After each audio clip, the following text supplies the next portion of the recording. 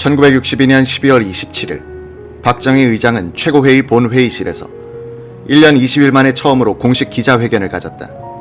박 의장은 바쁘다는 핑계로 자주 못 만나 미안하게 생각한다고 말했으나 한 기자가 최고위원들이 군복을 벗고 민정에 참여하면 그 얼굴이 그 얼굴 아니냐는 말이 돌고 있다고 하자 버럭 화를 냈다. 그 얼굴이 그 얼굴이란 게 뭐요? 그런 엉터리 소리 하지 말라고 하시오. 박 의장은 자신의 출마에 관해서는 당명에 따르겠다고만 말했다. 그는 또 화폐개혁은 확실히 실패했습니다. 국민들에게 잘 전해주십시오 라고 했다. 그는 내자 동원을 위해 화폐개혁을 하긴 했는데 뚜껑을 열어보니 뜻대로 되지 않았습니다. 정부는 그때부터 원상복구시키는데 애썼습니다. 누군가가 벌을 받아야 한다면 최고회의 의장이 받아야지 다른 사람이 받을 수는 없습니다 라고 말했다. 박 의장은 이 회견에서 대통령 선거는 1963년 4월 초순에, 국회의원 선거는 5월 하순에 치를 것이라고 말했다. 정치의 계절이 1년 7개월간의 동면에서 풀려나는 1963년이 밝았다. 1월 1일자 신문에 일제히 실린 박정희 의장 회견 기사는 3일 전에 있었던 공동 기자회견 내용이었다. 이 회견에서 박정희는 민주주의에 대해 주목할 만한 소신을 밝혔다. 민주주의는 이상이고 목표라고 생각한다. 도달하는 길은 여러 가지가 있을 것이다.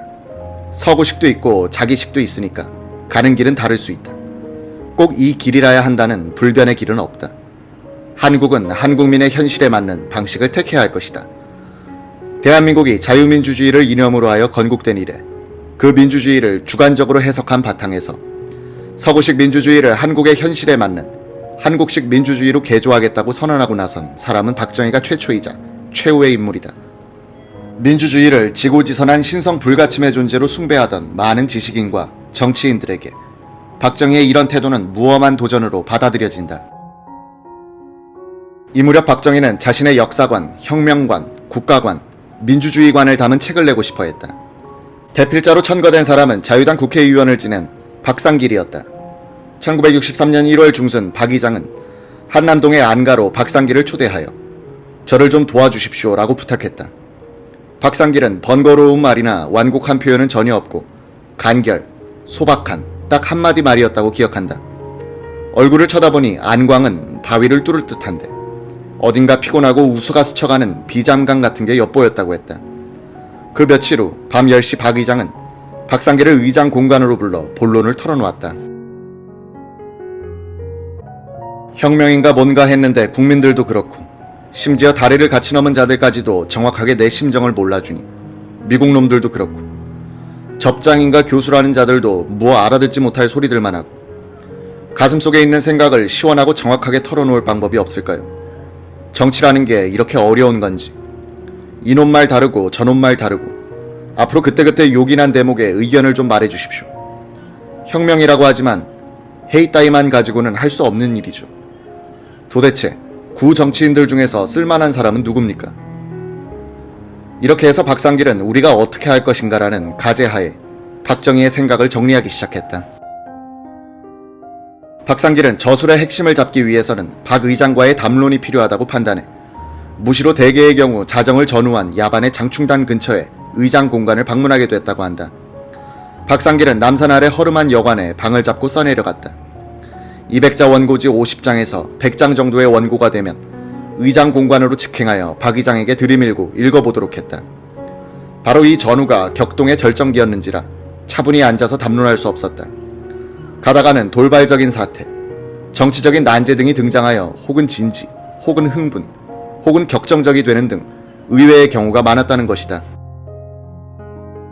박정희는 지금 가난을 벗고 약소민족의 서러움을 벗지 못하면 언제 또 기회가 있겠습니까? 라고 했고 특권층의 당쟁, 세도가 나라를 말아먹었는데 해방이 되고 민주세상이 되었다는 마당에 또 특권층이 설치니 원. 이 나라 백성들은 언제 햇빛을 봅니까? 라고도 하면서 녹이 띤 안광에 슬픔이 가득 차 있기도 했었다는 것이다.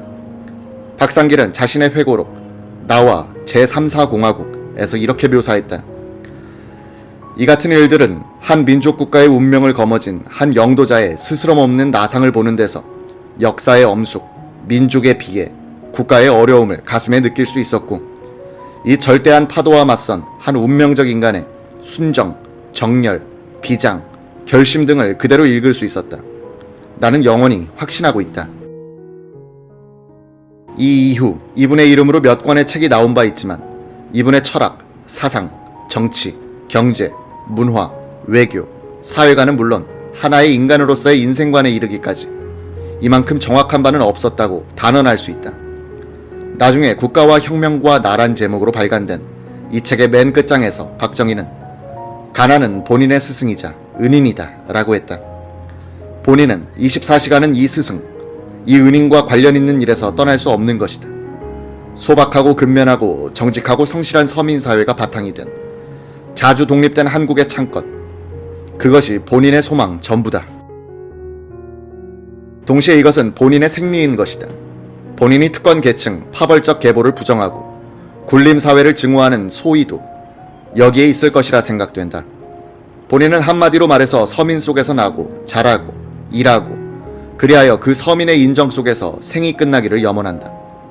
본인과 같은 가난이란 스승 밑에서 배운 수백만의 동문이 건재하고 있는 이상 결코 쉴 수도 없고 후퇴할 수도 없는 염원인 것이다. 박정희는 마지막 장의 끝에다 끝까지 읽어주셔서 감사합니다란 인사말을 덧붙였다.